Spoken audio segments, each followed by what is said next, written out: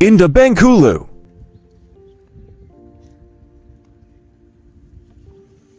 Ngiyalokhetha uNyazi lwezulu. Amen. Sikhonze ezinhle enkosini. Uma sewusike sunike ithuba elifuzelele liyasinda. Ngoba suke sikade sihlabelela sonke bese kugcina kuthiwa imawedwa. Ukhulume futhi indaba kaNkuluNkulu kuthiwa mhlawumbe sikhuluma nje indaba zethu ngabe kuba ngconywana ngoba nami eyami indaba ingengithathe kude ukuthi ngibuyise ekhanda kodwa le kaNkuluNkulu inzima. Ngoba uthi uyikhuluma ubugade futhi ukuthi ungayoni. Ngoba ufunakala ukuthi uma wehlela ngezantsi uma kwenzeka oyisomkhulu bakho bakhunjulwe ngayo. Ebese kwesinye isikhathi igcina yonakala futhi bakhishwe ngayo futhi. Ngiyacela ke ezulwini ukuthi uNkulunkulu angithwale. Umshumayeli njengoba esengethule zikhonze ezinhle enkosini. Umame waguqa lapha phambi kwenyanga yezulu. Angilazi inani lemali ayinikelwa ngaleso sikhathi. Imvamisa mhlawumbe kuthiwa kumanje ngabe ngiyangathekisa ngo2 ngoba amaNazaretha ukukhonzile. Angazi ngalezo khathi ukuthi kwakhonzwe imali. Kodwa ke waguqa phambi kwenyanga yezulu. Wabika ukuthi anginayo ingane yomfana. Amantombazana aseza abamabili. Yasikhipha isibusisi inkosi. Ngase ngifike emhlabeni ubaba wathi ngofika nenkosi ngoba ngafika nenyanga yezulu ngakwangema. Lapha na izwe lakithi lise Newcastle ngiyengibeke kanjalo ukuze umuntu ongayazi uthreat ashasha khanyelwe kodwa kahle kahle threat yona. Lapha ezweni lasenhla ithempeli lakithi kuseshaya moya kodwa ke ngezimo zomsebenzi ngilapha na eGoli eBenoni kunomuzi kaNkuluNkulu lapha owafikela khona inkosi ilanga bazomlando waseGoli kuthiwa isekhetha inkosi. Ubaba Mshumayeli ukhalishwayo. Amen. Ngiyabonga ke bakhonza abahle enkosini ukuguqa ezweni elikude kangaka. Angiqala ukufika kuleli izwe kodwa ke ngiyaqala ukuzohlangana kanje namaNazaretha. Hlene yayizolo ngangivamisa ukuqhamuka nje kuphakathi nezinsuku. Ngicela ngalitholanga ithuba lokuzohlangana nabangcwele. Ngiyabonga namhlanje uNkulunkulu umengimema ukuthi ngize enkonzweni yoguquko ngilalela inkonzo lapha entsha lokho isukele ekseni ngaphila kakhulu ngihleli lapha phansi ngathi awu uNkulunkulu ulitshalile ivangeli lakhe kule ndawo. Ongathanda ukuguquka uyoyeka ngoba inhliziyo ingakavumi. Ngoba kuyenzeka umuntu nomesegqoke njengami kanje kodwa inhliziyo inqaba ukuphenduka.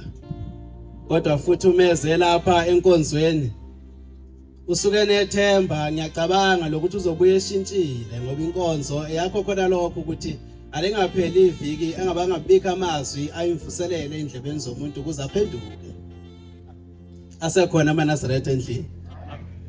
Ukuze siphenduke bakhonzi abahle enkosini asizele khona ukuthi sizobuka igaftini zabanye ukuthi zinalo nisaladi noma ayinalo. Asizele khona futhi ukuthi sizobuka bebegqoka amadavatha umbalo othile ngeviki edlule ukuthi bawashitshile nikuleli sabatha. Nabanciphile emzimbeni ukuthi baphethwe yini. Asizele khona futhi nalokho. Kuke kwanemihla njalo izolo ukuthi abantu mabencipha emzimbeni bese betolikelana abanye bencinzana eduze ukuthi unciphe nje uphethwe lesi sifo esukuthi. Asizele khona ukuthi sizobuka abanjalo ukuthi abanciphile emzimbeni badliwa yini. Kodwa size ezwini likaShembe leli esizocela ngalo uguquko ukuthi uma ngibuyele emumva lapho engihlala khona akubona umuntu omakhana wami engihleze eduze kwakhe ukuthi kodwa lo muntu ngathi khona lapha asuka khona kanti khona into engifike ngayizwa la. Yase ngaphakathi seyingena seyitshalo okuthile ngase sengiguquka mina njengeNazaretha ngenza kangcono kunayizolo nebe ngixabene naye ngabuya sengithi hayi mfowethu incana edlule amadoda edlula kanti khona into sengifike ngayizwa lapha esontweni. Nobe sikade sihuba nanaye ngibuye sengithi hayi sengicabanga ngenye indlela manje asisebenze kanje ukuze lento ikhombisa ukuthi namakholwa phakathi. Sekukhona into engisengifike ngayizwa lapha enkonzweni. Ngase sengiba nevuso ngaba noguquko ngaphakathi. Nebe ngisithanda kakhulu isono ngabuya sengihosha umNazaretha phezulu ngathi Nkosi ngwazwile amazwi akhulunywa namhlanje sabathweni lakho sengicela ungivumele ngisiyeke lesengisithandayo. Inkonzo yesabatha lekhuluma ngayo. Ngicela insizweni eziphethe iBhayibheli zingiphe ku2:4 esambulweni. Isambulo 2 ivesi kuzobe lika4.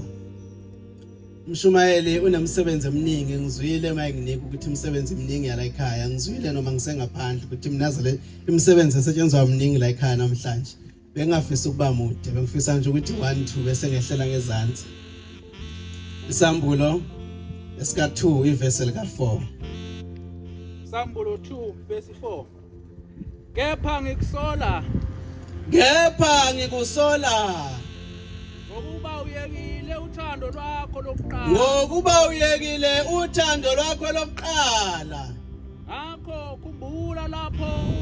Ngakho yenza-ke manje umsebenzi ukuthi ukhumbule lapho wekhona ukuthi kambe mhlazane ngikhetha inkosi kuze kufike manje yini eshintshile ngenza kangcono yini kunaqala noma ngenza kabi kakhulu manje kunaqala. Ithi incwadi sikhumbule lolu thando lokuqala esasina lo mhlazane sisaphakamisa izandla bavuma bonke ethempelini bathi amen masikhetha inkosi. Ithi sikhumbule lolu thando lokuqala. Ebese siyaphenduka senze leyo umsebenzi esaqala ngayo siphume emanzini. Uma ungenzi njalo ngiyakuza kuwe masinyane ngisuse uthi lwesibani sakho endaweni yalo. Uma ungaphenduki siyabona baba 122 ingoma. Ngephiwe ukwazisa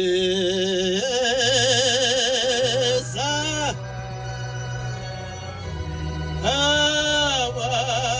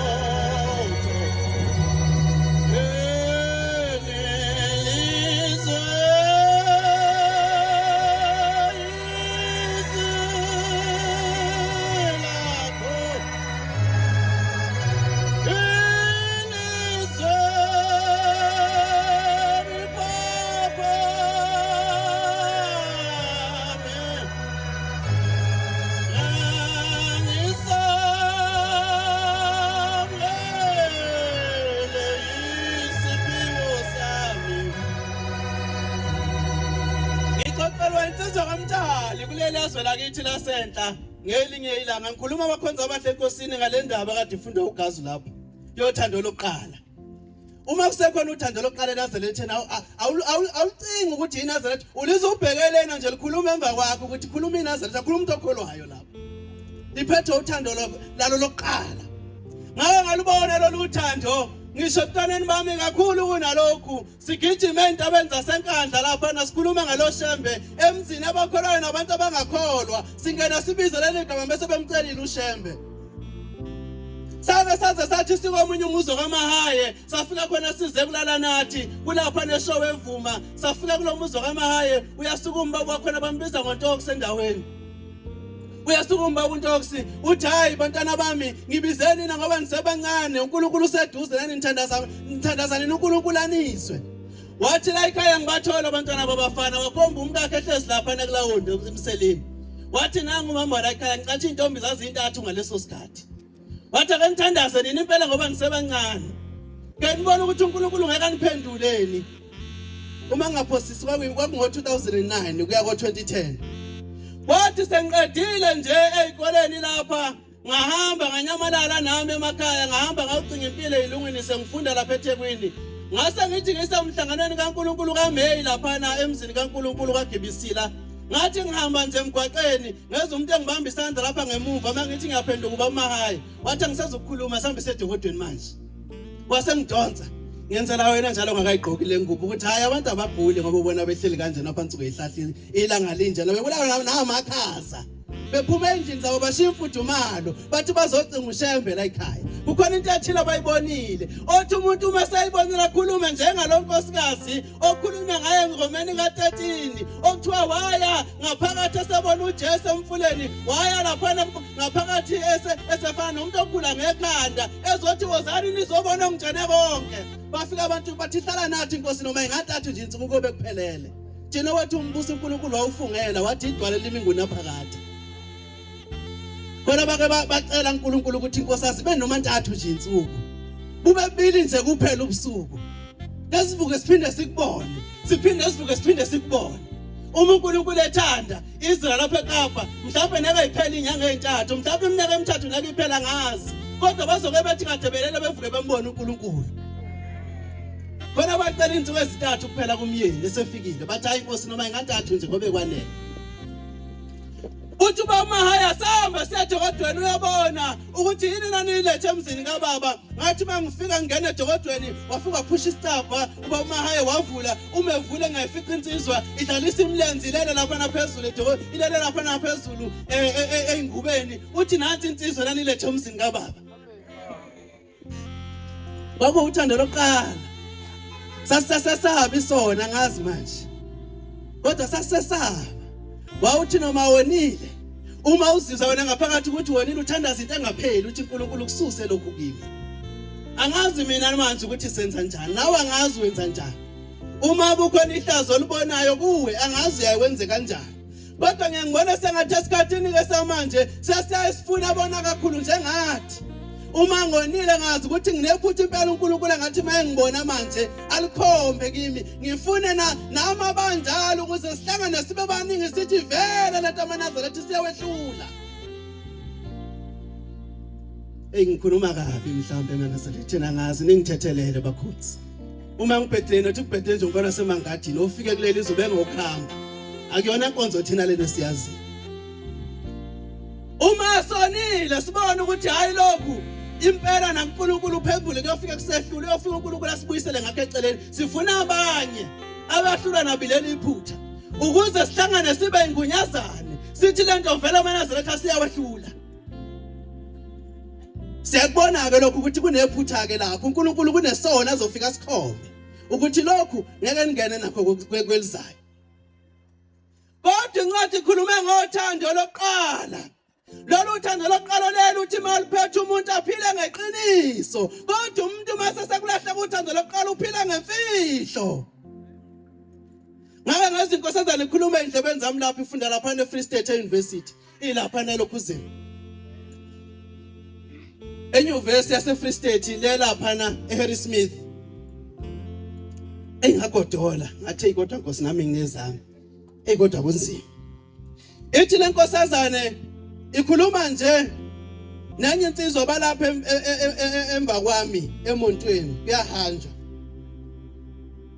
angazi ayibuzeni lensizwa lenkosazana ngayinaka nje indlebe zami uma sengizizwa kodwa ngicabanga ukuthi kukhona ethile lensizwa eyayiluleka lenkosazana ngakho ngizwa lenkosazana isihlambuluka kulensizwa ithi hayi akusafanele mina ngihlale lapha nengihlezi khona ithi kuphela into engibambile ukuthi ngiqhubeke ngihlale namanye amakhosazana uma ekhaya ngingake ngiyibike le ndaba ukuthi angisafanele mina ukuhlala namakhosazana sonqamuka isondlo kubaba neke siphinde sivele ngobulawa indlala lapha enyuvesi shuthi ngoba ehlaza amakhosazana nakahlaliswa iliqiniso lothando lokuqala usehlaliswa imfihlo akusalona iqiniso lokukholwa kodwa usebanjwa imfihlo yakhe khona umuntu akahlali impela endaweni lapha ekhaya ekholweni ahlale kanti uba akahlezi ngeqiniso uhlali ngemfihlo tabani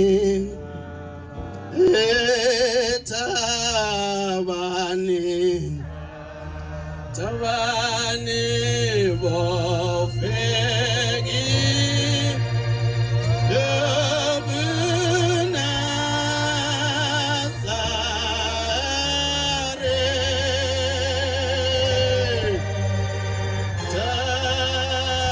Tatabani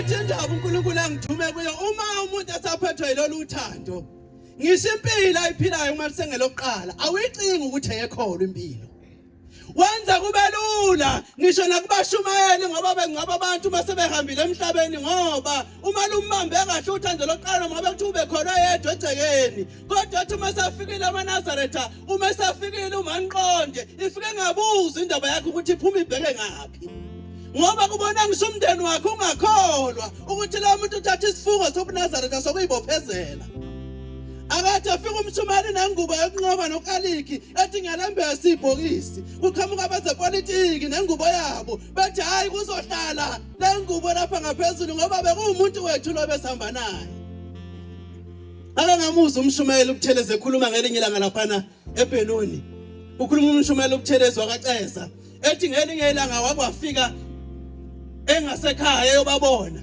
uthi wasesefika isigijimi esithi kugula laphana kwamakhana wakho uthi wasesithi insizwe embili ezintathu wathi asambe insizwe siyothandaza uthi umshumayeli ubuthelezi bathi beqeda ukuthandaza kwaphela insuku zambili zantathu wasesekufika umbiko ukuthi sekonakele uyasizwa na isililo siyakhala sesiqhumile isililo sekonakele uthi umshumayeli kwathi uma esehlanganisa amehlo nomakhelwane uthi ufika uyakhuluma laphana noma khona useyabuza ukuthi lukhona nusuku bese lingathakiseka ukuthi abekwe uthi base sebekhuluma bakhona bakhe bathi hayi uzobekwa ngeSabatha uthi kwakuyinsizwa nje owayazi insizwa nje emakhaya yena ethi insizwa nga23 le uthi base bekhomba basegcekeni bathi hayi uzobekwa ngosuku leSabatha uthi umshumayeli wasese esezama naye umbengcese uthi hawa ngiyamcelela ngoba beyiNazaretha lo muntu ngiyacela ukuthi okungenani bonke nami sibone noma isonto akungabili iSabatha ngoba lo muntu ubekhola ubeyiNazaretha uthi kanti usayithintile indaba uthi wathi qeda kusho njalo wasesekuphendula ubaba wakulolela gceke uthi wasesethi ngiyakuzwa ubuthelezi uthi kodwa mina ngikwazi ukuthi ukhuluma ngani uma ukhuluma ngeNazaretha kumfana wami uthi mina umfana wami bengazi ukuthi makuliSabatha uyayahambe ayalwa indaba zamanzi omphakathi ukuthi abantu abawatholi nje amanzi kwenze njani mina bengimaze fasa amateke lapha makusekuseni ukuthi wakuyoshiswa lapha kuyovala umgwaqo ngoba amanzi awekho endaweni ufuna uhulumeni amchazela ukuthi amanzi awekho nje kwenze njani manje mawukhuluma ngeNazaretha ninekela ukwazi ukubekwa ngeSabatha mina ngiyadideka angilazi mina lelo Nazaretha lekhaya mina ngazi umuntu lapho belwa indaba zomphakathi lapha obekuthi makuliSabatha ohlala kwamada amatafula abamphakela ubhekeni angilazi mina leli Nazaretha okhuluma ngalo uthi nekela ukwazi ukubekwa ngeSabatha wensizwa nibenzele abashumayeli indaba yabibelula niyenza indaba abashumayeli belula insizwa zakwethu nihambe nizehlukanisele noma ngabe kuthiwa ubugqoke kanje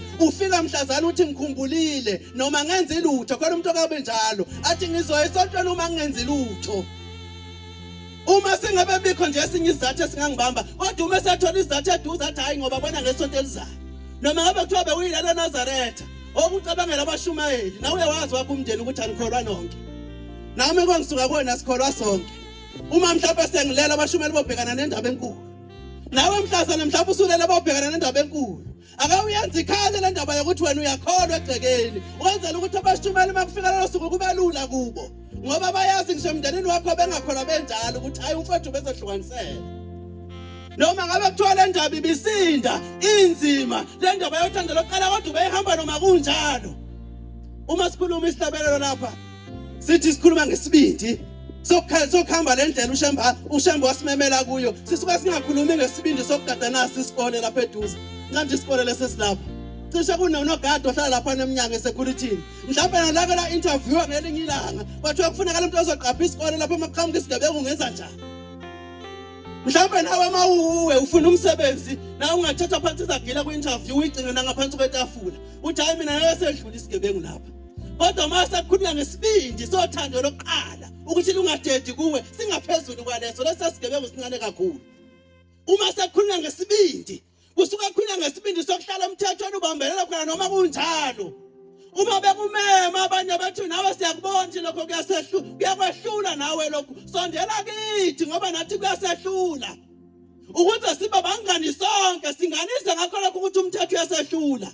Wena ufika uhashe ingubo phezulu lapho ohlala khona uthi thetheleli wezoni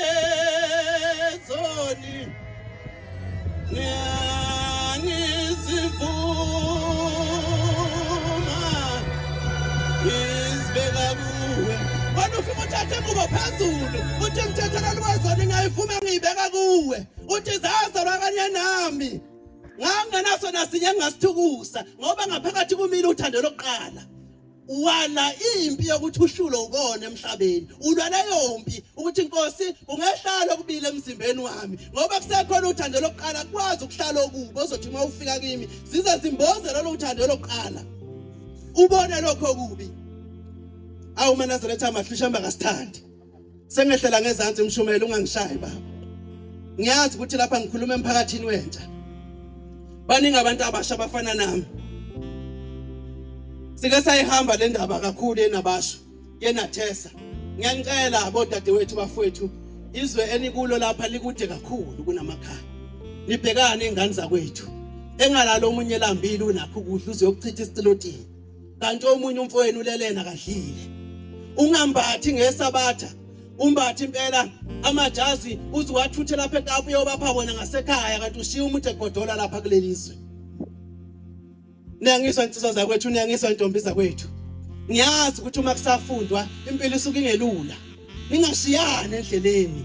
Uma kuya ngokuthi uNkulunkulu unenzile emndenini osuka kuwe wena kwabangconywana kunabanye ungaqhami ngakho lokho phakathi kwezinye izingane. Ukunalokho thatha lokho abazali bakhe abakupha wona ube kupondo phekwe etafula uthi mfowethu uthatha isihlanu nami ngithathe esinye nawe ulaluhlile. Kungabi indlela yokugqama nokuthi wena bese uba ngcono kakhulu kwedlula zonke lezi izingane ke manje ufunda nazo kulelizwe. Nembesane bafowethu ninakane ngiyayazi impilo yakulezi indawo. Okufundwa kuze ukuthi kayilula neze ndlobu isidalo khona abantu abathi mabethola lezi imali uhulumeni alekelela ngaze abafundi kumele ayokondla ngaze emuva ekhaya. Babevele bekhona na izola banjalo. Uma kufika lezi imali nje wena ucabanga ugijimela amafoni abizayo ashuthi ithombe ezinhle nje khona ucabanga impuphu yena ekhaya ukuthi kodwa mina mangaphatha le foni ezeyalunywe eceleni ekhaya bona la khona bengalumeli uthoke bona. Khumbula nawe abanjalo ukuthi hayi labo masesekuphela inyanga bayathatha bona bephose kubazali emuva bethi philani nina nalapho mina ngizobona ngapha nembesane. Mawumbona umfana engaligqokile iyembe limhlophe ngase bathi ukhathazeke ukuthi lishone kumalingi ngakho ngithathe elilodwa kulawa amathathe kunawo ngithi yembatha mfowethu asiyani kakhulu ngosize nawe uyofika phambi kaShembe ube muhle bese ungahamba uphakamisa ihlazo lakhe ke manje phekwe abanye ukuthi limbone embethe nje yimi. Akambathe nje umyeke wena indaba yakhe yabona uNkulunkulu uNkulunkulu yakubusisa ngokungcono kunaleli yembe. Inkosi ibusisa izilayo. In the Benkulu.